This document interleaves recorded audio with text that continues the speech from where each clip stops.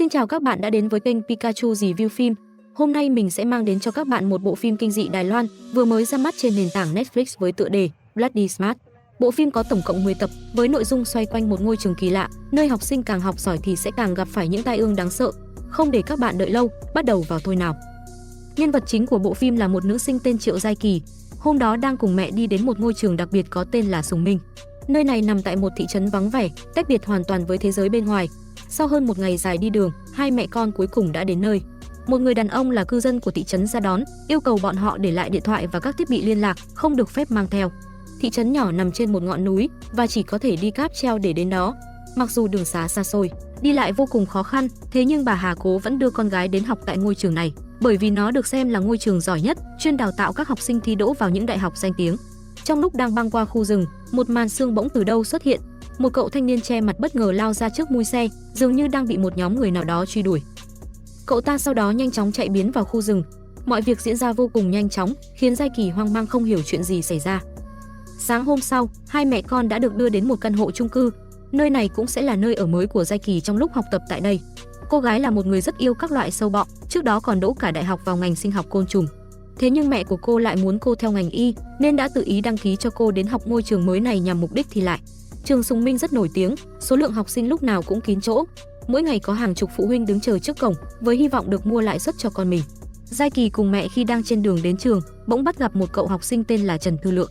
Qua ánh mắt, cậu ta không ai khác chính là thanh niên đã bỏ trốn trong rừng tối qua.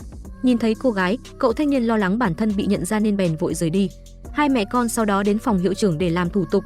Ông thầy tự hào cho biết ngôi trường này đã giúp nhiều học sinh trở thành nhân tài đất nước, chắc chắn con gái của chị cũng sẽ thành công đậu được vào đại học mong muốn. Sau khi đã xong xuôi thủ tục, bà Hà tạm biệt con gái và nhanh chóng rời đi. Giai Kỳ sau đó được một giáo viên chủ nhiệm là thầy Cao đưa đi tham quan xung quanh. Ông ta cho biết trường Sùng Minh rất coi trọng quy tắc, bất kỳ học sinh nào vi phạm nội quy đều sẽ bị trừng phạt. Sau mỗi kỳ thi, những học sinh thấp điểm nhất khối sẽ bị đuổi học. Trong khi đó, 30 người điểm cao sẽ được đặt cách vào lớp tuyển chọn, được học trong một căn phòng riêng biệt ở cuối dãy hành lang. Sau khi đã giải thích xong xuôi, thầy Cao đưa Giai Kỳ vào lớp và giới thiệu cô trước các học sinh. Tuy nhiên dường như không ai quan tâm mà chỉ lo cắm cúi học bài. Giai Kỳ sau đó đến ngồi vào bàn học, tìm thấy dưới ngăn bàn có một cuốn sổ tay ghi chép. Thế nhưng vừa mở được trang đầu, một thanh niên vẻ ngoài kỳ dị ngồi kế bên liền giật lại. Hắn tức giận vì cô gái dám đụng đến đồ của mình, liền nguyên rủa cô sẽ bị đau bụng. Giai Kỳ hoang mang tưởng rằng mình bị trêu, nhưng một lát sau vào giờ ra chơi, bụng cô gái bỗng dưng đau nhói một cách kỳ lạ. Trong lúc đang ở buồng vệ sinh, một cô bạn tên Vương Hân Vũ bỗng xuất hiện và chủ động làm quen. Cô gái cho biết thanh niên ngồi kế bên tên là Ngô Song Nghĩa. Hắn từ lâu đã có những hành vi kỳ quái, miệng lúc nào cũng ngậm những chiếc đinh, giờ ra chơi thì luôn chơi một mình cùng những con búp bê hình nhân. Học sinh trong lớp ai cũng né xa Ngô Song Nghĩa, không ai dám làm bạn với hắn. Vương Hân Vũ khuyên Giai Kỳ tốt nhất đừng nên dính dáng đến thanh niên đó, nếu không muốn vướng phải rắc rối. Nhìn thấy Vương Hân Vũ có vẻ là người thân thiện dễ gần, Giai Kỳ cũng nhanh chóng kết bạn với cô ấy. Lúc này ở nhà, bà Hà đang lau dọn căn hộ, bỗng phát hiện một viên ngọc màu đỏ kỳ lạ nằm trong ngăn bàn. Bên trong viên bi có một vật gì đó đang chuyển động. Người phụ nữ hoảng hốt bèn vội ném nó ra ngoài cửa sổ, rớt xuống một nhà kho gần đó. Lúc này bỗng bên ngoài có tiếng bấm chuông, ra mở cửa thì bắt gặp một người đàn ông lạ mặt. Ông ta tự xưng là Phó Xuân Hoa, hiện đang tìm cách để đưa con của mình vào trường Sùng Minh. Nhìn thấy bà Hà lúc sáng dễ dàng đưa con gái vào trường, biết rằng bà ấy có mối quen nên bèn đến giả vờ hỏi thăm, còn mua cả thức ăn để lấy lòng người phụ nữ. Trong lúc hai bên đang nói chuyện, một người phụ nữ ở phòng đối diện bỗng xuất hiện, gương mặt khó chịu yêu cầu người đàn ông mau biến khỏi nơi này. Bà ta là bà Khương, hiện đang giữ chức chủ tịch hội học sinh của trường. Người đàn ông không dám cãi lời, liền lập tức tạm biệt rồi nhanh chóng rời đi. Trưa hôm đó tại lớp học, trong lúc mọi người đang vui vẻ ăn uống, thì Thư Lượng vẫn miệt mài vẽ bản đồ các đường đi trong khu rừng, định thực hiện một kế hoạch nào đó. Lúc này một cô tiểu thư nhà giàu tên Lệ Quỳnh bỗng bước đến, đưa hộp cơm trưa mình tự làm cho Thư Lượng. Cô gái từ lâu đã thầm thích cậu thanh niên, còn xin cả bùa may mắn ở chùa để tặng cậu ta. Thế nhưng Thư Lượng liền từ chối thẳng thừng, khiến cô gái vô cùng tức tối. Chiều hôm đó ở nhà, bà Hà đã làm một phần thịt gà kho, mang qua định tặng cho hàng xóm đối diện để làm quanh. Thế nhưng bà Khương tỏ thái độ thượng đẳng, không chút quan tâm liền đóng sầm cửa lại. Lúc này con gái bà ta là Giang Minh Nguyệt vừa về đến, nhìn thấy bà Hà thì liền lễ phép chào hỏi, còn cảm ơn về phần thức ăn được tặng. Tưởng rằng cô gái là người đàng hoàng, thế nhưng khi vừa đóng cửa lại, Minh Nguyệt liền lập tức vứt hết số gà trên dĩa vào thùng rác. Sáng hôm sau, Giai Kỳ kiểm tra tủ đồ thì phát hiện tờ giấy trúng tuyển ngành sinh học côn trùng của mình đã biến đâu mất. Bà mẹ đến và bảo đã vứt nó đi, để cô có thể toàn tâm tập trung thi lại. Giai Kỳ tức giận khi mẹ lại tự ý quyết định mà không hỏi ý kiến của mình, liền cãi nhau với bà ấy một trận rồi bỏ đi. Chiều hôm đó khi tan học, cô gái chán nản không muốn về nhà nên quyết định đi vào khu rừng phía sau trường. trời dần tối, trong lúc đang ngồi thẫn thờ, bỗng đằng xa vang lên tiếng bước chân. Giai Kỳ phát hiện một nhóm tuần tra lạ mặt đang vác theo một cái xác, có vẻ là học sinh của trường. Cô gái nhận ra đám người này chính là bọn đã truy sát cậu thanh niên trong khu rừng lần trước. Giai Kỳ trong lúc đang quan sát, vô tình đạp phải cành gây khiến âm thanh vang lên, làm gã thủ lĩnh họ Vương nghe thấy. Hắn lập tức xông đến kiểm tra, may mắn cô gái đã kịp thời ẩn trốn nên không bị phát hiện. Đám tuần tra sau đó mang cái xác đến một ngôi nhà sâu trong rừng. Bọn chúng đưa cho tên thủ lĩnh những viên ngọc màu đỏ, nói rằng đã tìm thấy tại nhà của nạn nhân. Hắn khi nhìn thấy chúng, gương mặt liền tỏ ra thích thú. Trong khi đó về phía xác cậu thanh niên đã bị chặt thành nhiều mảnh và đem làm phân bón để phi tang. Ngày hôm sau trong lớp, Giai Kỳ vẫn còn hoang mang về chuyện tối qua. Trong lúc đang ngồi suy nghĩ, bất ngờ thầy Cao xuất hiện và hỏi cô gái vì sao tối qua không tới lớp học thêm. Ông thầy sau đó phạt Giai Kỳ cùng cả lớp phải xuống sân trường và chạy bộ 50 vòng. Bị phạt vô cớ khiến ai nấy đều vô cùng tức tối. Cô tiểu thư Lệ Quỳnh còn cố tình hất ngã Giai Kỳ giữa đường để cảnh cáo. Sau khi xong xuôi vừa quay về lớp, thanh niên biến thái Ngô Song Nghĩa bất ngờ xuất hiện, tức giận bảo rằng vì Giai Kỳ đã khiến hắn mất giờ nghỉ trưa, nên hắn nguyền rủa cô gái sẽ bị các hồn ma theo ám. Giai Kỳ buồn bã vào nhà vệ sinh khóc một mình. Hân Vũ đến và đưa chiếc khăn tay của mình để lau nước mắt, còn cố động viên an ủi cô gái. Lúc này bỗng tiểu thư Lệ Quỳnh xuất hiện, lớn tiếng yêu cầu Hân Vũ quay về lớp. Cô gái không dám chống đối nên liền lập tức rời đi. Vừa bước vào lớp, một tiếng chuông cảnh báo vang lên, yêu cầu tất cả học sinh đeo khẩu trang và quay về nhà ngay lập tức. Một màn sương dày đặc nhanh chóng xuất hiện bao quanh cả thị trấn. Người dân xung quanh ai nấy đều chạy vào nhà khóa trái cửa, như thể đã quen với điều này. Giai Kỳ nghe tiếng còi bèn cố gắng mở cửa buồng vệ sinh, nhưng phát hiện nó đã bị chặn từ bên ngoài. Hân Vũ nhìn thấy Giai Kỳ chưa quay lại, định chạy vào nhà vệ sinh cứu cô gái nhưng liền bị thầy Cao giữ lại, yêu cầu cô phải rời đi ngay lập tức. Đến khi Giai Kỳ leo được ra bên ngoài, quay về lớp thì đã không còn một ai. Trong lúc đang hoang mang, bỗng cô nghe thấy trong lớp có ai đó đang kêu cứu. Giai Kỳ sau một lúc chần chừ, cuối cùng quyết định mở cửa, phát hiện một nữ sinh cơ thể đầy máu đang ngồi trên bàn học. Tuy nhiên khi vừa chớp mắt, nhìn lại thì cô ta đã biến mất. Chưa kịp hoang mang, bất ngờ hồn ma nữ sinh kia từ đâu lao đến, khiến Giai Kỳ hoảng hốt chạy ra ngoài hành lang. Lúc này hàng chục hồn ma học sinh từ đâu xuất hiện, trên cơ thể họ đầy những vết thương chằng chịt. Giai Kỳ chưa kịp hoang mang, liền bị các hồn ma xông đến truy sát. Cô gái hoảng hốt vội chạy vào một căn phòng gần đó trấn thủ. Bên ngoài thị trấn lúc này, thanh niên biến thái Ngô Song Nghĩa không chịu về nhà, mà lại một mình đi vào rừng để chơi trò nguyền rủa với những con búp bê hình nhân. Bất ngờ những tiếng thì thầm từ đâu vang lên. Cậu thanh niên trong lúc đang nhìn xung quanh, tìm kiếm nơi phát ra âm thanh, bỗng một gã đàn ông lạ mặt từ đâu bước đến, khiến Ngô Song Nghĩa đứng hình mất vài giây. Quay lại chỗ Giai Kỳ, khi tỉnh lại thì phát hiện những hồn ma đã biến đâu mất. Cô gái vội chạy ra ngoài sân trường, bất ngờ phát hiện một người đàn ông mặc áo đen, cơ thể tỏa ra một màn sương quái dị. Xung quanh hắn ta liên tục có những tiếng xì xầm phát ra, cầu xin may mắn về công việc và tiền bạc. Giai Kỳ như bị gã đàn ông thôi miên, liền đi theo hắn ta vào trong rừng. Đi được một đoạn, bất ngờ cô gái chạm mặt với đám tuần tra hôm trước. Chúng nhìn thấy Giai Kỳ thì liền lập tức lao tới định bắt giữ. Cô gái cố gắng bỏ chạy nhưng không may bị vấp ngã. Trong lúc nguy cấp, có ai đó đã ném một viên đá vào đám tuần tra khiến chúng phân tâm. Giai Kỳ tranh thủ thời cơ liền bỏ chạy khỏi đó.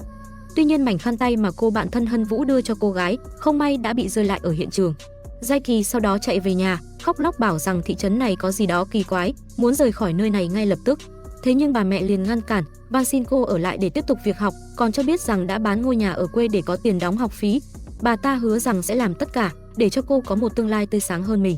Giai Kỳ nghe xong vô cùng bàng hoàng, nhận ra kể từ giây phút đó, cô đã không còn được sống cho bản thân, mà là cho những nguyện vọng mà mẹ cô chưa từng đạt được. Ngày hôm sau, đám tuần tra đã kéo đến trường để gặp thầy hiệu trưởng, yêu cầu ông ta tìm ra chủ nhân của chiếc khăn tay, còn đe dọa rằng nếu dám bao che, chúng sẽ cho người đến dùng vũ lực. Thế là vừa vào tiết học, thầy Cao đã đứng trước lớp và mang ra chiếc khăn, hỏi rằng ai là chủ nhân của nó. Hân Vũ vừa nhìn thấy thì liền giật mình, vội mang chiếc túi đựng khăn nhét vào trong cặp. Thế nhưng hành động của cô gái đã bị thanh niên ngồi đằng sau tên Tạ Thiên Ân nhìn thấy. Hắn sau đó mang chuyện này mách lại cho thầy Cao. Thế nhưng thay vì phanh phui chủ nhân của chiếc khăn, ông ta lại yêu cầu phải giữ kín bí mật chuyện này không nói ai biết. Lúc này ở dãy nhà trọ, bà Hà vừa xuống sân thì bắt gặp một nhóm phụ huynh đang tổ chức cuộc họp, mà người đứng đầu chính là bà Khương, chủ tịch hội học sinh. Bà ta dường như rất có uy quyền, khiến ai nấy cũng đều nể phục mà nghe theo. Bà Hà sau đó xuống chợ thì gặp lại người đàn ông tên Xuân Hoa lần trước. Ông ta cho biết con gái bà Khương là Minh Nguyệt, được xem là một trong những học sinh nổi bật nhất trường. Ngoài học giỏi, cô gái còn sở hữu gương mặt xinh đẹp khiến ai nấy đều phải ngước nhìn. Đến cả thầy Cao cũng không thể cưỡng lại sức hấp dẫn này. Trong trường có một gã học sinh đầu gấu tên là Trần Quân Hồng, luôn quan sát và để ý đến Minh Nguyệt. Hắn ta rất thích cô gái và luôn muốn thể hiện bản thân trước mặt cô. Minh Nguyệt mặc dù biết rõ điều đó, thế nhưng lại giả vờ không quan tâm. Về phía bà Khương, nhờ cậy con gái nổi tiếng nên cũng rất tự cao và xem thường người khác. Vào buổi trưa trong lúc các học sinh đang dùng bữa, Giai Kỳ mở hộp cơm của mình thì bàng hoàng phát hiện một con sâu bên trong. Tuy nhiên cô gái không giết nó mà lại cẩn thận cất vào cặp. Hân Vũ cho rằng chính thanh niên biến thái Ngô Song Nghĩa giở trò, liền giật lấy hộp cơm của cậu ta để trả đũa.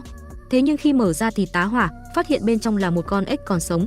Bị những học sinh trong lớp chửi bới, cho rằng hắn ta là đồ biến thái cặn bã, Ngô Song Nghĩa thẳng thừng tuyên bố rằng sau bài thi giữa kỳ sắp tới, tất cả bọn họ sẽ phải nhìn hắn bằng ánh mắt khác. Chiều hôm đó trên đường về nhà, Giai Kỳ phát hiện đám tuần tra đang ở trước cổng trường, kiểm tra từng học sinh để tìm kẻ đã vào rừng hôm trước. Trong lúc hoang mang chưa biết phải làm sao, Thư Lượng bỗng xuất hiện và nắm tay cô gái, bảo cô giả vờ như thể mình bị thương ở chân. Bọn họ sau đó đi ngang qua đám tuần tra, tưởng rằng sẽ thoát được, thế nhưng một tên trong đám bỗng tiến đến xô ngã Giai Kỳ để kiểm tra xem cô có bị thương thật hay không. Thầy Cao nhìn thấy sự việc vội chạy đến, tiết lộ rằng cô gái bị thương khi chạy bộ dưới sân trường ngày hôm qua. Đám tuần tra nghe vậy mới chịu cho cô rời đi. Giai Kỳ sau đó cùng Thư Lượng vào rừng để thả con sâu bắt được lúc sáng. Cô gái cảm ơn cậu thanh niên vì đã giúp đỡ mình. Trong lúc đang tâm sự, bỗng một người đàn bà mặc áo đỏ, đầu óc không được bình thường từ đâu bước đến, la hét một cách điên dại rồi nhanh chóng bỏ đi. Thư Lượng cho biết đó là Trương Mama, bà ấy là mẹ của Trương Lỗi, người bạn thân duy nhất của cậu khi ở thị trấn này. Thư Lượng khi đến đây không hề có bố mẹ đi cùng, chính hai mẹ con bà Trương đã cưu mang và xem cậu như người nhà. Tuy nhiên sau khi Trương Lỗi mất tích một cách bí ẩn, người phụ nữ cũng phát điên và lang thang trong rừng suốt từ đó đến nay. Lý do Thư Lượng phải trốn vào rừng mỗi đêm chính là vì muốn tìm ra tung tích của cậu bạn thân. Vài ngày sau, các học sinh trong trường đang chuẩn bị cho kỳ thi giữa kỳ. Trương Mama hôm đó đã đi đến trước cổng trường và lớn tiếng gọi tên con trai của mình. Hành động của người phụ nữ vô tình đã bị gã thủ lĩnh trong đám tuần tra nhìn thấy. Thế là tối hôm đó hắn đã theo bà Trương vào rừng, lợi dụng sơ hở liền lao đến tấn công, siết cổ người phụ nữ đến chết. Gã thủ lĩnh sau đó tìm kiếm trên cổ người phụ nữ, phát hiện một cái cây màu đỏ mọc ra từ bên dưới lớp da. Gương mặt hắn liền tỏ ra thích thú, vội mang cái xác đến một căn nhà kho và chôn xuống bên dưới một hố cát. Xung quanh đó là những nấm mồ tương tự. Phía trên có một cái cây kỳ lạ mọc lên từ bên dưới những hố cát. Trên đó còn có treo một sợi dây chuyền bạc mà gã đàn ông có vẻ rất trân trọng. Một tuần sau, kết quả kỳ thi giữa kỳ đã được công bố. Một vài học sinh điểm thấp đã bị đuổi học, trong đó có cả thanh niên mách lẻo Tạ Thiên Ân. Về phía Minh Nguyệt, rất mong chờ bản thân được lọt vào nhóm 30 học sinh giỏi để được vào lớp tuyển chọn. Thế nhưng kết quả khiến ai nấy đều bất ngờ, người được chọn không phải cô gái mà lại chính là thanh niên biến thái Ngô Song Nghĩa. Cậu ta sau đó còn thích thú đến bên cạnh Minh Nguyệt và chế giễu cô gái, bảo rằng cô sẽ không bao giờ được vào lớp tuyển. Minh Nguyệt tức giận về nhà đập phá đồ đạc, khiến bà Khương vô cùng hoảng hốt, cố an ủi động viên nhưng cô ấy không hề quan tâm. Minh Nguyệt sau đó đứng trước gương, tự khen chính bản thân mình để xoa dịu cơn tức giận trong lòng. Cô ta nghi ngờ một kẻ ngu ngốc như Ngô Song Nghĩa có thể đã làm gì đó để đạt điểm cao. Ngày hôm sau, Hân Vũ đã rủ Giai Kỳ đến nhà của mình để xả stress sau kỳ thi. Trên đường đi, bọn họ nhìn thấy Ngô Song Nghĩa đang được một đám học sinh bao quanh, liên tục nài nỉ cậu ta hé lộ phương pháp để đạt điểm cao. Hân Vũ lo lắng cho bản thân, khi điểm số của cô càng ngày càng sụt giảm, có thể kỳ thi sắp tới sẽ bị đuổi học. Giai Kỳ động viên cô bạn, nói rằng sắp tới cả hai sẽ cùng nhau tập trung ôn thi. Hân Vũ sau đó đưa Giai Kỳ đến nhà của mình, nằm sâu trong một con hẻm nhỏ. Cô gái gia cảnh nghèo khó, nhờ học bổng mới được đến đây để luyện thi. Bố của Hân Vũ là một người đàn ông hiền lành bị câm điếc bẩm sinh, vì không có tiền nên mỗi ngày đều ra sông bắt cá, làm mọi thứ chỉ để con gái học hành đến nơi đến chốn. Đang nói chuyện thì trời bất ngờ đổ mưa. Trong lúc đang lấy quần áo phơi bên ngoài, Hân Vũ bỗng hét lớn khi thấy một con sên đang bò dưới chân mình. Dạo gần đây xung quanh nhà cô gái liên tục xuất hiện những con ốc sên. Mặc dù Hân Vũ đã cố giết chúng, thế nhưng số lượng kéo đến càng lúc càng nhiều. Quay lại phía thanh niên biến thái Ngô Song Nghĩa, hôm đó đang ngồi chơi trốn tìm trong trường, bất ngờ bị gã đầu gấu Trần Quân Hồng đánh lén. Hắn sau đó trói cậu thanh niên và mang ra tra khảo, bên cạnh còn có cả Giang Minh Nguyệt. Thì ra cô ta chính là kẻ đứng sau, muốn bắt Song Nghĩa để moi ra bí mật mà cậu ta đang che giấu. Cậu thanh niên sau đó liền tiết lộ rằng vài hôm trước đã gặp một gã đàn ông mặc áo đen bí ẩn trong rừng. Chính hắn đã giúp cậu ta đạt điểm cao trong kỳ thi. Ngày hôm sau, các học sinh trong lớp bỗng ngửi thấy một mùi hôi thối nồng nặc, tuy nhiên không ai biết mùi hôi này phát ra từ đâu. Trong lúc mọi người đều hoang mang, thì chỉ riêng Minh Nguyệt vẫn tỏ thái độ ung dung. Vì mùi hôi làm ảnh hưởng đến các học sinh, nên thầy Cao tối hôm đó đã mời một số phụ huynh đến trường để nhờ họ xử lý. Sau một lúc mày mò, bọn họ cuối cùng đã phát hiện nơi mùi hôi phát ra chính là từ bên trong bục giảng. Khi mở ra thì giật mình, phát hiện Ngô Song Nghĩa đang bị trói trong đó. Cậu thanh niên sau đó được đưa đi cấp cứu, may mắn không nguy hiểm đến tính mạng. Kể từ hôm đó, tin đồn về gã thanh niên áo đen bí ẩn được lan truyền. Hắn có thể giúp học sinh đạt điểm cao, nhưng chỉ xuất hiện khi có màn sương bao quanh thị trấn. Vài ngày sau, thanh niên mách lẻo Tạ Thiên Ân đã đến gặp cô tiểu thư Lệ Quỳnh, nói rằng hắn biết ai là hung thủ đã bắt cóc Ngô Song Nghĩa. Hôm đó ở trường, hắn đã thấy tên đầu gấu Trần Quân Hồng đi cùng cậu ta. Lệ Quỳnh nghi ngờ Minh Nguyệt chính là kẻ đứng sau, đã sai khiến Trần Quân Hồng giúp mình vì biết hắn say mê cô ấy. Thế là sau giờ học, Lệ Quỳnh đã cùng một đám đàn em đến gặp Minh Nguyệt, đe dọa yêu cầu cô ta nói ra mục đích bắt cóc Ngô Song Nghĩa.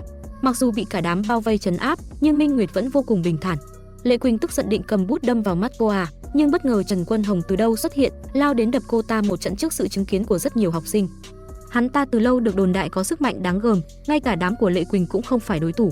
Lúc này tiếng loa thông báo lại vang lên, yêu cầu tất cả học sinh đeo khẩu trang và về nhà ngay lập tức. Màn sương sau đó kéo đến bao vây toàn bộ thị trấn. Hân Vũ cho rằng Minh Nguyệt sẽ vào rừng để tìm kiếm thanh niên áo đen, nên đã rủ Giai Kỳ cùng bám theo cô ta. Về phía Minh Nguyệt, đang đi trong rừng bỗng nghe thấy những tiếng xì xầm đáng sợ.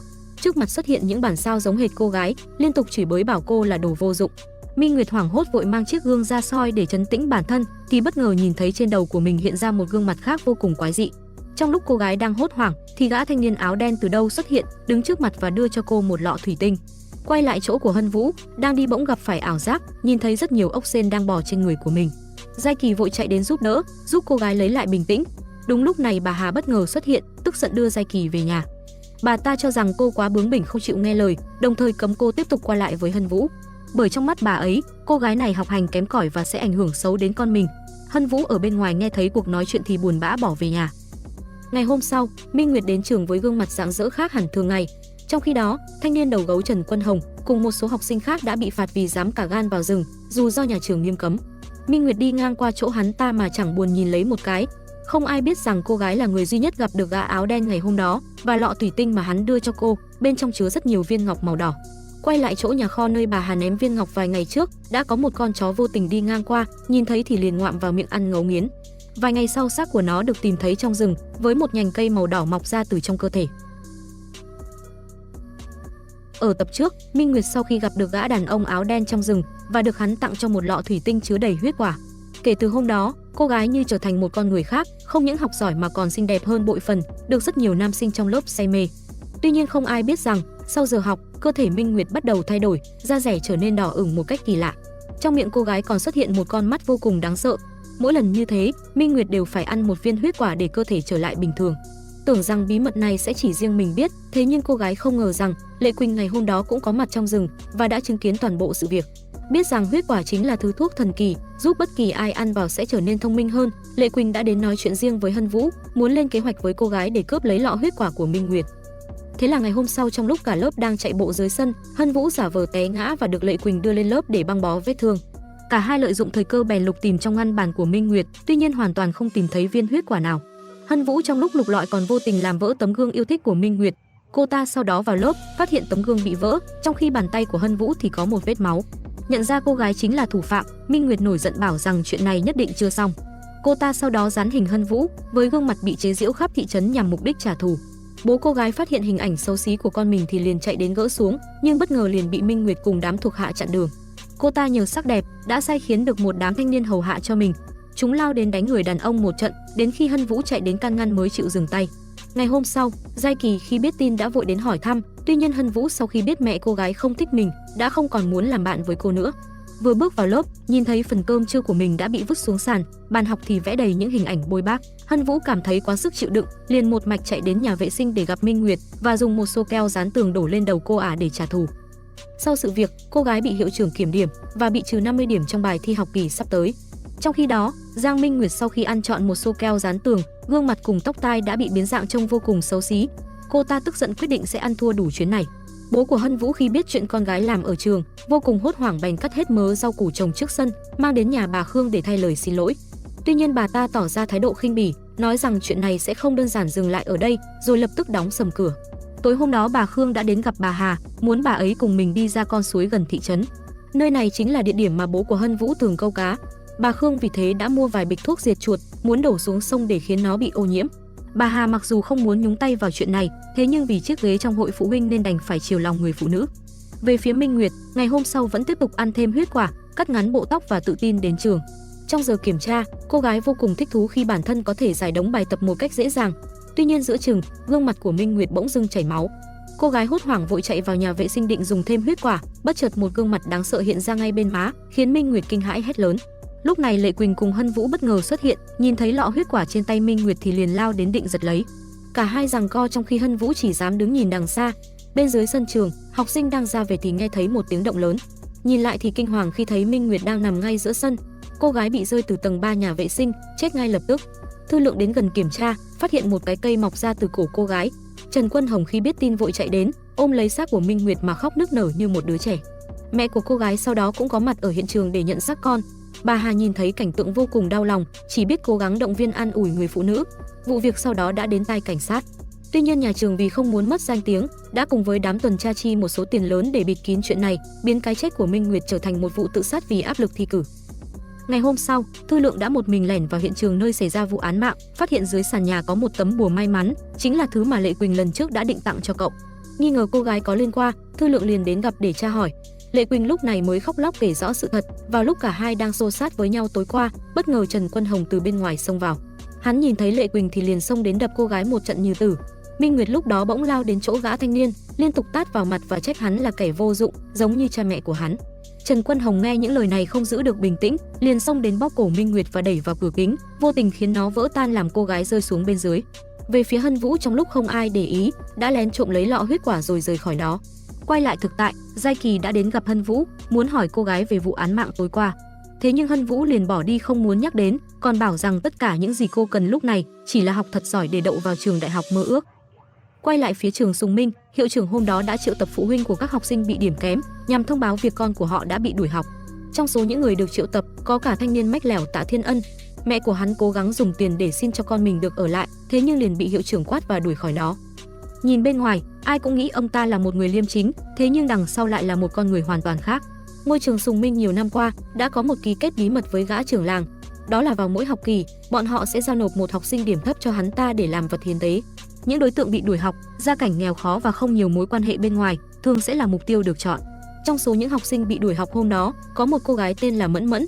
Gia cảnh nghèo khó, mẹ cô ấy cố van xin thầy hiệu trưởng cho con mình một cơ hội.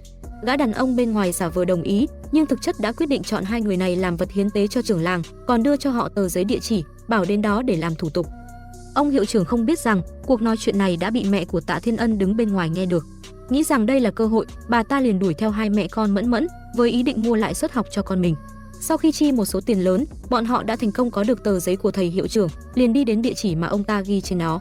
Thế nhưng khi đến nơi lại gặp được gã thủ lĩnh trong đám tuần tra. Hắn sau đó đưa cả hai vào một nhà kho bỏ hoang, rồi bất ngờ ra tay giết chết bọn họ. Tạ Thiên Ân sợ hãi cố van xin nhưng cũng nhanh chóng đi theo bà mẹ. Gã thủ lĩnh sau đó chôn xác cả hai bên dưới gốc cây huyết quả, nơi lúc này đã bắt đầu đâm hoa kết trái. Lý do hắn làm những việc này chính là để trả thù cho người vợ đã mất.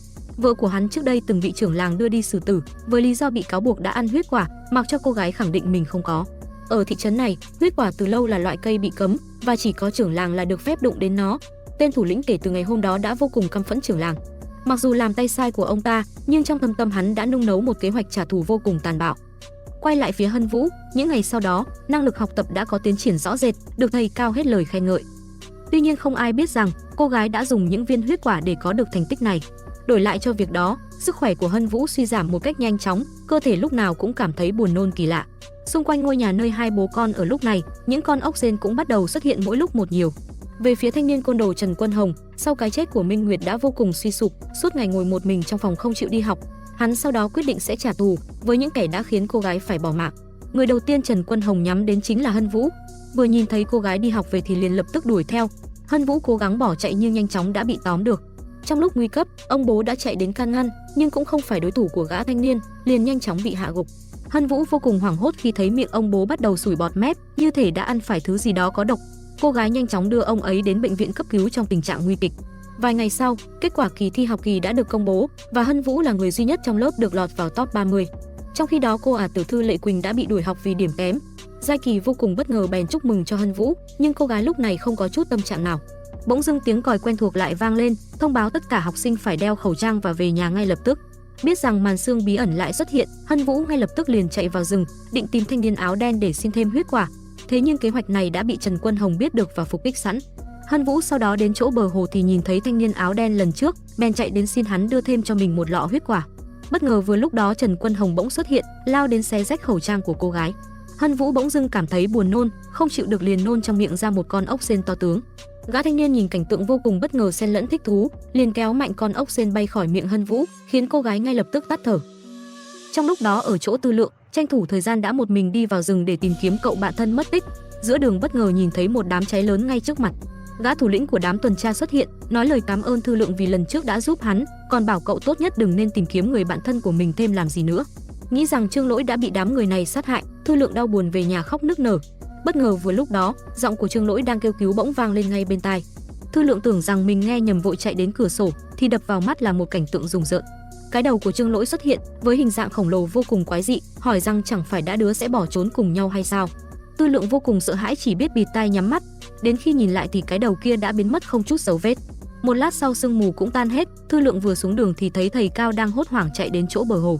Tại đó đập vào mắt bọn họ chính là thi thể Hân Vũ, được tìm thấy trong tình trạng chết đuối. Thư Lượng đến gần kiểm tra thì phát hiện trên cổ cô gái cũng có một cây huyết quả mọc ra bên dưới lớp da. Trong khi đó về phía hai mẹ con Giai Kỳ đã lái xe đến bệnh viện để thăm bố của Hân Vũ, hoàn toàn không hay biết chuyện đang xảy ra ở thị trấn. Khi đến nơi, bọn họ được thông báo rằng tình trạng của ông bố đang rất nguy kịch. Bác sĩ phát hiện trong cơ thể ông ta có một lượng lớn thuốc diệt chuột. Bà Hà nghe tin này vô cùng hoang mang, nhận ra chính bản thân mình là thủ phạm, đã khiến người đàn ông ra nông nỗi này. Trong khi đó ở nhà của Trần Quân Hồng, đám tuần tra kéo đến để thông báo việc hắn ta đã bị đuổi học, yêu cầu hai bố con thu dọn đồ đạc và rời đi sớm. Ông bố nghe tin này thì vô cùng tức giận, liền xông vào phòng chửi hắn ta là đồ vô dụng. Trần Quân Hồng lúc này vẫn không chút cảm xúc, trên tay hắn là một lọ huyết quả đã được gã đàn ông áo đen ở bờ hồ trao cho. Trong lúc tuyệt vọng, hắn liền cho hết vào miệng ăn ngấu nghiến, sau đó nhanh chóng ngủ thiếp đi. Đến khi tỉnh lại, Trần Quân Hồng phát hiện Minh Nguyệt đang ngồi ngay kế bên mình. Cô gái vẫn xinh đẹp như xưa, còn bảo rằng đã trở lại để gặp hắn ta. Gã thanh niên nhanh chóng bị vẻ đẹp của Minh Nguyệt thu hút, khiến hắn không còn tự chủ được bản thân. Cô gái bảo rằng từ lâu đã luôn muốn được vào lớp tuyển của trường Sùng Minh và hôm nay là cơ hội duy nhất để hai người bọn họ có được vị trí trong đó. Trần Quân Hồng không chút suy nghĩ, liền vác búa đến trước cổng trường, nơi lúc này các học sinh của lớp tuyển vừa tan học bước ra ngoài. Đầu bọn họ đều nghiêng hẳn sang một bên, gương mặt hoàn toàn không chút cảm xúc. Gã thanh niên lao đến, đập vào đầu từng người một trong tiếng cổ vũ của Minh Nguyệt. Các giáo viên khi biết tin vội chạy đến can ngăn. Minh Nguyệt lướt ngang qua người bọn họ mà không bị ai nhìn thấy. Lúc này Trần Quân Hồng mới nhận ra cô gái chỉ là một hồn ma. Các giáo viên sau đó lao vào trấn áp gã thanh niên, khiến hắn bị thương phải bỏ chạy. Vừa xuống dưới thị trấn thì va phải ông bố. Ông ta vì muốn cứu con trai nên đã quyết định sẽ tự mình đánh lạc hướng những người truy đuổi. Trần Quân Hồng bị thương nặng, trong lúc mệt mỏi thì bất ngờ Minh Nguyệt lại xuất hiện, khen hắn đã rất có bản lĩnh. Cô gái sau đó đưa gã thanh niên vào rừng và dìu hắn ngồi xuống bên dưới một gốc cây. Trần Quân Hồng biết rằng bản thân không còn nhiều thời gian nên đã dành hết sức lực ở bên cạnh Minh Nguyệt trước khi bản thân trút hơi thở cuối cùng. Trong khi đó, Giai Kỳ về đến thị trấn thì nhận được tin dữ rằng cô bạn thân Hân Vũ đã không may qua đời vì đuối nước. Nhìn thấy thi thể của cô ấy khiến Giai Kỳ không kìm được nước mắt. Trong lúc đó ở bệnh viện, bố của Hân Vũ đang nằm bỗng lên cơn co giật dữ dội, sau đó cũng nhanh chóng đi theo con gái của mình. Về phía bố của Trần Quân Hồng, khi biết tin con trai đã gây ra tai họa ở trường học, bị các phụ huynh và học sinh kéo đến trước cửa chửi bới, ông ta vì không chịu nổi nên cũng tự kết liễu bản thân. Trong lúc thị trấn đang xảy ra hỗn loạn thì Thư Lượng đã một mình đi tìm nguồn gốc của loài cây huyết quả, vì nghi ngờ nó có liên quan vụ mất tích của người bạn thân Trương Lỗi. Cậu sau đó đến gặp thanh niên biến thái Ngô Song Nghĩa, người được đồn đại là trường hợp đầu tiên đã gặp gã đàn ông áo đen bí ẩn trong rừng. Song Nghĩa sau đó đưa Thư Lượng về nhà của mình và cho cậu ta xem một lọ thủy tinh chứa đầy huyết quả, chính là món quà mà trước đây gã đàn ông áo đen đã tặng cho cậu ấy. Tuy nhiên Song Nghĩa cho biết rằng cậu vẫn chưa đụng đến một viên nào trong số chúng.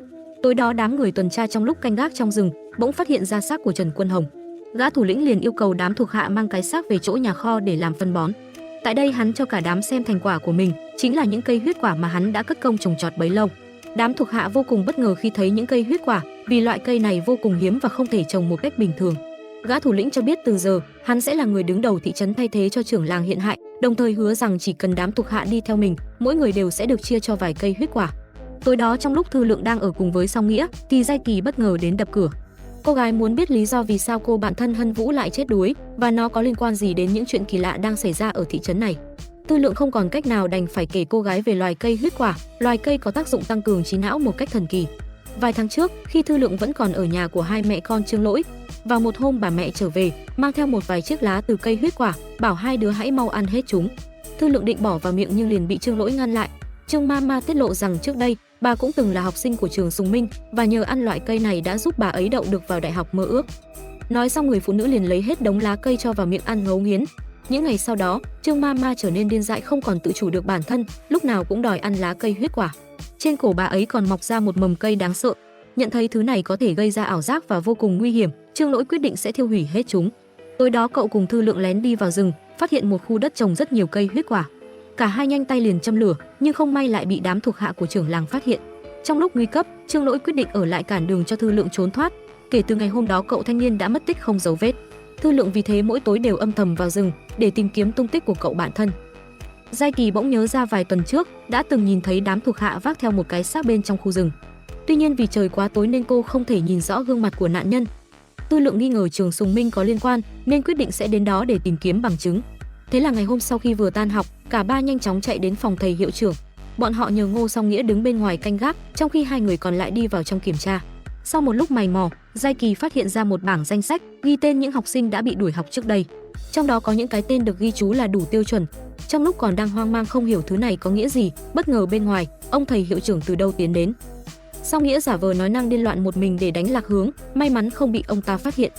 Ngày hôm sau, Trường Sùng Minh tiếp tục tuyển thêm nhiều học sinh mới để lấp đầy những vị trí còn trống. Trong số đó có một cậu thanh niên tên Phó Kha Tần, chính là con trai của Phó Xuân Hoa.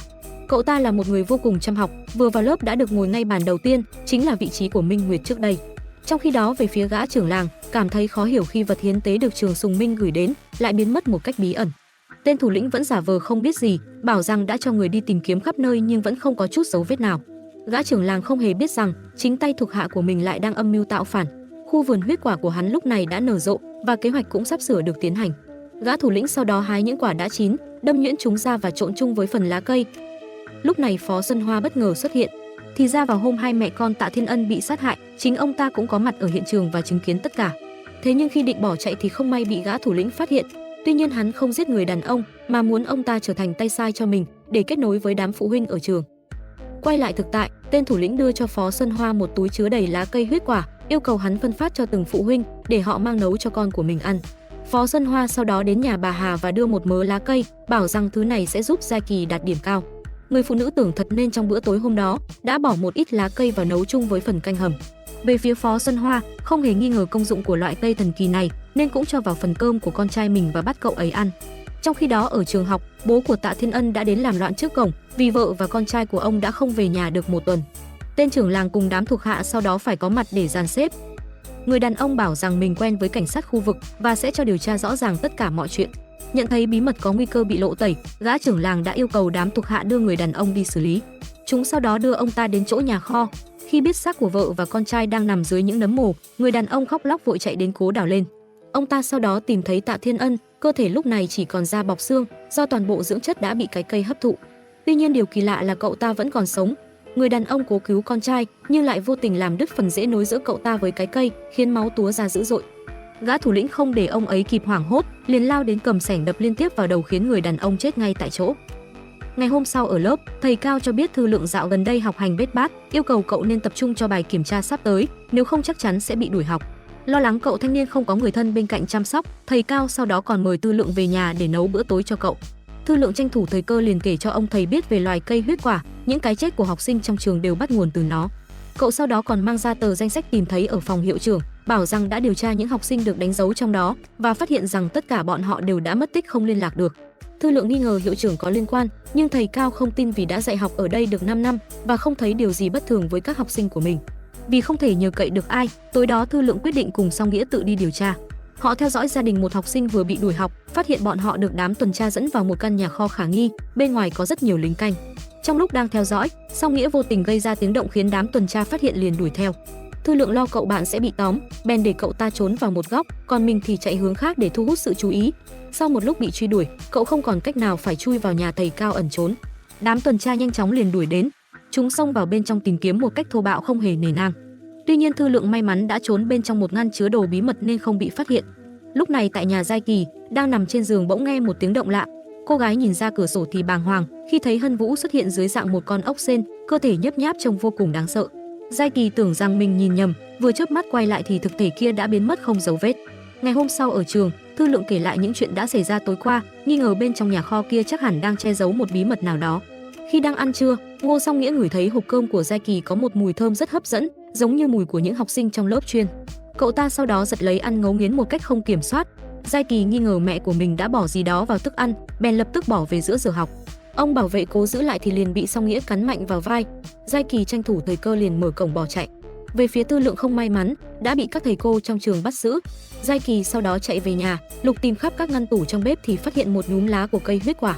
Song Nghĩa vừa nhìn thấy, lập tức cho vào miệng ăn ngấu nghiến. Bà Hà ngỡ ngàng thừa nhận rằng chính Phó Xuân Hoa hôm trước đã đưa nó cho mình. Cô gái tức giận liền chạy xuống sân, nhân lúc ông ta đang chủ trì buổi họp phụ huynh, liền tố cáo loại cây này là thứ độc dược nguy hiểm. Tuy nhiên khác với suy đoán của cô gái, nhóm phụ huynh thay vì hoảng sợ thì lại yêu cầu Phó Xuân Hoa phân phát cho họ thêm nhiều lá huyết quả hơn nữa, vì nghe đồn ăn loại cây này sẽ giúp thông minh hơn. Nhận ra tất cả người dân đều đã bị tẩy não, Giai Kỳ buồn bã liền bỏ chạy khỏi đó. Trong khi đó ở chỗ thầy Cao, sau khi nhìn thấy nhóm phụ huynh phát điên chỉ vì một loại cây, đã mang nó đến thẳng phòng hiệu trưởng để hỏi cho ra lẽ. Biết rằng không thể giấu được nữa, ông ta cuối cùng đã kể toàn bộ sự thật về công dụng thần kỳ của loại cây huyết quả, còn bảo do số lượng quá ít nên chỉ những học sinh lớp chuyên mới được dùng. Thầy Cao vô cùng bàng hoàng khi biết được sự thật, nhận ra ngôi trường này vì danh tiếng mà đã lừa dối biết bao thế hệ học sinh. Anh ta không muốn tiếp tục dạy học, bèn hỏi gã hiệu trưởng về nơi Thư Lượng đang bị bắt, muốn đưa cậu ta rời khỏi nơi này. Gã hiệu trưởng liền đưa vị trí chỗ căn nhà kho với ý định hãm hại luôn thầy Cao để bịt đầu mối. Tối đó anh ta đến hiện trường, phát hiện Thư Lượng đang bị trói thì liền vội đến giải cứu. Tuy nhiên chưa kịp rời đi đã bị đám tuần tra phát hiện, cả hai vội bỏ chạy vào rừng. Lúc này Thư Lượng vô tình nhìn lên cái cây gần đó thì bàng hoàng phát hiện một bộ xương trong tư thế bị treo cổ. Cậu nhận ra đó chính là Trương Lỗi, người bạn thân mất tích bấy lâu của mình. Nhìn thấy Thư Lượng không giữ được bình tĩnh, thầy Cao khuyên cậu nên tìm cách rời khỏi nơi này trước. Đám truy đuổi sau đó đã đuổi kịp đến nơi.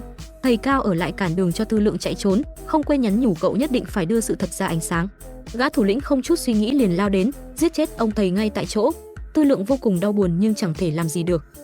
Trong khi đó về phía Giai Kỳ, đang lủi thủi một mình giữa đường thì có một chiếc xe chạy ngang qua. Cô gái ngỡ ngàng khi nhận ra đó chính là bố của mình, vội chạy đến ôm chầm lấy ông ta. Bố mẹ cô do mâu thuẫn về tính cách nên đã ly dị từ khi cô còn là một đứa trẻ. Hai bố con vì thế cũng đã không gặp nhau gần 20 năm. Giai Kỳ hạnh phúc nghĩ rằng bố đến đây để đón mình rời khỏi thị trấn quái quỷ này, nhưng rồi bàng hoàng khi thấy ông ta lại đưa cô về chỗ nhà trọ. Bà Hà nhìn thấy con gái thì vô cùng vui mừng, trong khi Giai Kỳ hoàn toàn không chút biểu cảm. Cô gái nhận ra đến ngay cả bố cũng không quan tâm gì đến cảm xúc của mình, mà chỉ muốn cô hoàn thành nguyện vọng mà ông ta đặt ra. Lúc này ở phòng kế bên, thanh niên Phó Kha Tần vẫn đang miệt mài học hành. Cậu ta thực chất là một người siêng học đến mức cực đoan. Buổi tối không chịu đi ngủ mà vẫn giáng nắng lại làm thêm chút bài tập, còn dùng bút bi tự đâm vào chân để giúp bản thân tỉnh táo. Tuy nhiên vì không thể cưỡng lại cơn buồn ngủ đang dần kéo đến, cậu thanh niên đã nghĩ ra một biện pháp rùng rợn, chính là dùng dây câu tự buộc vào cổ mình và móc hai đầu vào góc tường để giữ cơ thể luôn ngồi thẳng. Thế nhưng đến lúc không thể chịu nổi, Kha Tần vừa gục xuống thì ngay lập tức liền bị sợi dây câu cắt qua cổ. Đến khi trời sáng, cậu thanh niên tỉnh dậy, cảm thấy phần đầu của mình như bị tách khỏi cơ thể, thậm chí còn có một con gián chui từ vết thương vào bên trong. Kha Tần liên tục ôm đầu hét lớn, nói rằng đầu của mình sẽ bị rơi khỏi cổ, trong khi ông Xuân Hoa thì cố gắng tìm đủ mọi cách trấn an cậu con trai. Không chỉ mình cậu thanh niên có biểu hiện kỳ lạ, mà ngày hôm đó những học sinh đã ăn phải lá cây huyết quả cũng có biểu hiện tương tự. Một cô gái tự nói chuyện với người bạn tưởng tượng của mình. Những học sinh khác ở dưới sân trường liên tục la hét và múa may quay cuồng không kiểm soát, khiến cả ngôi trường nhanh chóng rơi vào hỗn loạn. Lúc này ở chỗ gã thủ lĩnh đám tuần tra đã bắt đầu thực hiện kế hoạch của mình. Hắn nhờ đồng bọn dụ tên trưởng làng đến chỗ nhà kho, cho ông ta xem những cây huyết quả mà mình trồng được. Tên trưởng làng chưa kịp bàng hoàng đã nhanh chóng bị tóm gọn. Gã thủ lĩnh thông báo từ hôm nay hắn sẽ lên thay vị trí của ông ta. Tuy nhiên vừa nói dứt câu thì ông hiệu trưởng bỗng từ đâu xuất hiện. Thì ra một tên thuộc hạ trong đám đã phản bội đến và kể lại cho ông ta nghe toàn bộ kế hoạch của gã thủ lĩnh. Ông hiệu trưởng sau đó vạch trần mục đích của hắn ta, vì để trả thù cho người vợ năm xưa mà đã cho người phát tán huyết quả khắp trường học để gây nhiễu loạn. Gã thủ lĩnh muốn trường Sùng Minh sụp đổ, không còn học sinh đồng nghĩa với việc nguồn cung cấp cho cây huyết quả cũng sẽ biến mất. Đám thuộc hạ nghe vậy thì vô cùng tức giận, liền xông đến đập gã thủ lĩnh một trận và trói hắn ta lại. Về phía tên trưởng làng, tưởng rằng sẽ thoát được nhưng ngay sau đó đã bị ông thầy hiệu trưởng đưa lên bàn mổ. Thì ra nhân cơ hội này, ông ta muốn sẽ là người lên nắm quyền quản lý số huyết quả còn sót lại, không muốn phụ thuộc vào nguồn cung cấp ít ỏi từ gã trưởng làng như xưa nữa. Lúc này sự thật dần hé lộ rằng ông hiệu trưởng mới chính là kẻ đứng đằng sau những thí nghiệm về loài cây huyết quả. Chính ông ta đã bí mật cho những phụ nữ trong làng ăn lá cây huyết quả và chỉ có vợ của gã thủ lĩnh lúc bấy giờ đang mang thai là cho kết quả tốt nhất. Ông ta sau đó đã mổ bụng người phụ nữ và phát hiện đứa con trai trong bụng cô ta đang mọc ra những chiếc rễ của cây huyết quả. Sau thí nghiệm trên, bọn chúng mới biết được loài cây này chỉ có thể mọc quả khi phát triển trong cơ thể của phụ nữ mang thai. Đó cũng là lý do không thể mở rộng việc trồng trọt. Nói xong ông thầy hiệu trưởng rút ra con dao, bảo rằng sẽ thực hiện thêm một thí nghiệm cuối cùng, rồi rạch một phát vào bụng gã trưởng làng, khiến hắn giống lên đau đớn. Ông ta sau đó mang ra một viên huyết quả, rồi đặt nó vào giữa phần nội tạng của tên trưởng làng, khiến hắn mất máu từ từ mà chết. Sau khi xong việc, ông thầy hiệu trưởng liền đến nhà của gã trưởng làng với ý định tịch thu hết số huyết quả mà hắn đã cất giấu bấy lâu. Trước khi đi còn không quên căn dặn đám thuộc hạ xử lý tên thủ lĩnh. Tưởng rằng mọi thứ sẽ theo như kế hoạch, nhưng trong lúc một tên thuộc hạ đang đào đất định chôn sống gã thủ lĩnh, bất ngờ Thư Lượng xuất hiện và đánh gục hắn ta. Thì ra cậu đã quyết định một mình ra tay, thiêu rụi hết đống huyết quả tại nhà kho này để chấm dứt mọi chuyện. Gã thủ lĩnh cố ngăn cản, bảo rằng những người nằm bên dưới vẫn còn sống, bởi cây huyết quả thực chất không thể sinh trưởng trên một xác chết. Thư Lượng nghe vậy thì vô cùng tức giận nhưng không thể xuống tay, đành phải thay đổi kế hoạch, đến trường học để phá hủy hết đống huyết quả của gã hiệu trưởng. Trong khi đó, bố của Giai Kỳ cũng đang có một cuộc nói chuyện bí mật với gã hiệu trưởng. Ông ta muốn đưa con gái mình vào lớp chuyên để cô có thể chuyên tâm học hành. Gã hiệu trưởng không chút suy nghĩ liền đồng ý, còn cảm ơn ông Triệu vì suốt nhiều năm qua đã âm thầm giúp đỡ đưa không ít học sinh đến trường Sùng Minh, trở thành vật tế nuôi dưỡng cây huyết quả. Lúc này Giai Kỳ đứng bên ngoài vô tình nghe lén được cuộc nói chuyện, bàng hoàng nhận ra bố của mình cũng từng là học sinh tại đây. Thậm chí ông ta còn chính là người đứng đầu cả trường, với số điểm kỷ lục chưa ai từng vượt qua.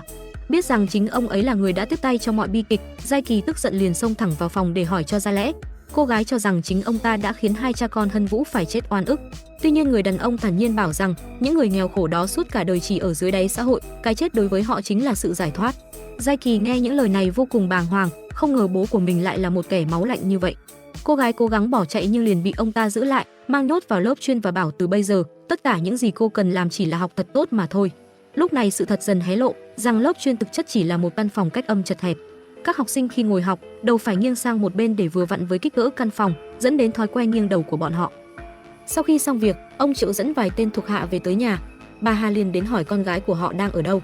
Người đàn ông thẳng thừng tuyên bố kể từ bây giờ ông ta sẽ chăm sóc và nuôi nấng Giai Kỳ, biến cô thành một phiên bản thiên tài giống như mình, chứ không phải một kẻ thất bại như bà ấy. Nói xong gã đàn ông lao đến, cố nhét một viên huyết quả vào miệng người phụ nữ, định khiến bà trở nên điên loạn giống những người tại đây. Bà Hà cố gắng chống trả nhưng cuối cùng vẫn phải khuất phục. Ông Triệu sau đó gọi đám thuộc hạ bên ngoài, định bắt người phụ nữ đến chỗ nhà kho, thế nhưng bà Hà đã chớp thời cơ chạy trốn bằng lối cửa sau. Vừa lúc đó Tư Lượng cũng từ đâu xuất hiện. Bà Hà vội kể lại sự việc, nhờ cậu ta đưa mình đến trường để cứu con gái. Trong lúc đó, Phó Xuân Hoa theo lệnh của gã hiệu trưởng đã lừa nhóm phụ huynh đến chỗ của đám tuần tra để biến họ trở thành phân bón nuôi dưỡng cây huyết quả. Nghe những tiếng la hét đầy kinh hãi vang lên, gã đàn ông vẫn không chút cảm thấy tội lỗi. Tất cả việc này đều chỉ vì tương lai của con trai hắn. Về phía tên thủ lĩnh lúc này cũng đã tháo được dây trói. Hắn tức giận cầm dao lao đến, xiên một phát vào ngực tên thuộc hạ phản bội, sau đó liền lập tức tiến đến chỗ trường học, mang theo quyết tâm trả thù bằng mọi giá. Trong khi đó, bà Hà cùng Thư Lượng đã đến khu vực dành cho lớp chuyên. Sau một lúc tìm kiếm, cuối cùng đã phát hiện ra nơi Giai Kỳ đang bị nhốt. Bà Hà xin lỗi con gái, bảo rằng từ bây giờ sẽ quan tâm đến cảm xúc và suy nghĩ của cô, không ép cô phải theo ý muốn mình nữa. Lúc này Thư Lượng đã tìm thấy căn nhà kho, nơi giấu số huyết quả của gã hiệu trưởng, liền quyết định sẽ phóng hỏa để đốt trụi hết chúng. Hai mẹ con Giai Kỳ vội đưa những học sinh trong lớp chuyên ra ngoài. Ngọn lửa sau đó dần bùng lên, khiến khói ngập ngụa khắp dãy hành lang. Do tác dụng của cây huyết quả, bà Hà mơ màng nhìn thấy những ảo giác kỳ lạ, nhìn thấy thầy Cao cùng các học sinh đã chết trước đó sống lại. Bọn họ nghiêng đầu, nở nụ cười quái dị nhìn bà ấy chằm chằm không chớp mắt. Trong lúc đó về phía Giai Kỳ, khi đang đi xung quanh tìm mẹ, vô tình lạc vào một căn phòng. Tại đây nhìn thấy hàng chục bức ảnh đáng sợ về những buổi thí nghiệm của cây huyết quả trên cơ thể người sống. Mà kẻ đứng đầu thực hiện những thí nghiệm này không ai khác lại chính là bố cô gái. Lúc này ông Triệu bỗng xuất hiện, tức giận lao đến hỏi vì sao cô không chịu ngoan ngoãn nghe theo lời ông ta. Giai Kỳ cố gắng chống trả trong tuyệt vọng. Một màn đêm bất ngờ kéo đến, khiến cô gái giật mình tỉnh lại, nhận ra mọi thứ chỉ là giấc mơ. Lúc này ông Triệu xuất hiện, gương mặt vui vẻ điềm đạm khác hẳn thường ngày. Bố mẹ cô không ly dị, mà ngược lại còn chung sống với nhau vô cùng hạnh phúc. Cô bạn thân Hân Vũ cùng những người khác trong lớp vẫn còn sống. Thầy Cao tổ chức buổi lễ tốt nghiệp, chúc mừng tất cả mọi người đã thành công vượt qua kỳ thi khó khăn. Giai Kỳ ban đầu vô cùng ngỡ ngàng, nhưng rồi dần đắm chìm vào ảo giác của chính mình. Tuy nhiên vào một hôm, khi vô tình phát hiện một viên huyết quả rơi dưới sàn nhà, ký ức ở thực tại bỗng dưng ùa về. Giai Kỳ nhớ ra toàn bộ sự thật trần trụi, liền tức giận bóp nát viên huyết quả, khiến ảo ảnh nhanh chóng tan biến. Cô gái sau đó chụp lấy cây kéo đâm mạnh vào chân ông bố, chớp thời cơ liền bỏ chạy khỏi đó. Về phía tên hiệu trưởng lúc này, mặc cho ngọn lửa đang bao trùm, vẫn cố chấp chạy vào nhà kho để đem đống huyết quả ra ngoài. Bất ngờ vừa lúc đó tên thủ lĩnh xuất hiện, không nói một lời liền đâm một nhát vào bụng, kết liễu mạng sống của gã đàn ông ác độc. Lúc này Giai Kỳ đã gặp được Thư Lượng, vội cùng cậu ta đi tìm bà mẹ, nhanh chóng đưa bà ấy ra ngoài trước khi cả ngôi trường chìm trong biển lửa. Trong lúc đó ông Triệu vì hít phải khói của cây huyết quả đã khiến ông ta rơi vào ảo giác, tự mình chui vào căn phòng chật hẹp để làm bài tập, đến khi cả cơ thể bị ngọn lửa nuốt trọn. Cuối phim, trường Sùng Minh đã chính thức bay màu khỏi bản đồ, không còn ai biết đến sự tồn tại của nó. Hai mẹ con Giai Kỳ cũng đã thoát được khỏi thị trấn, tuy nhiên mầm mống của cây huyết quả vẫn còn tồn tại trên cơ thể bà Hà. Liệu rằng loài cây đáng sợ này sẽ lại phát triển một lần nữa? Hãy cùng đón chờ trong những phần kế tiếp. 10 tập phim đến đây cũng đã hết. Bạn có suy nghĩ gì sau khi xem? Hãy để lại bình luận bên dưới. Đừng quên nhấn like, đăng ký kênh để không bỏ lỡ những bộ phim hấp dẫn sắp tới. Xin cảm ơn và chào tạm biệt.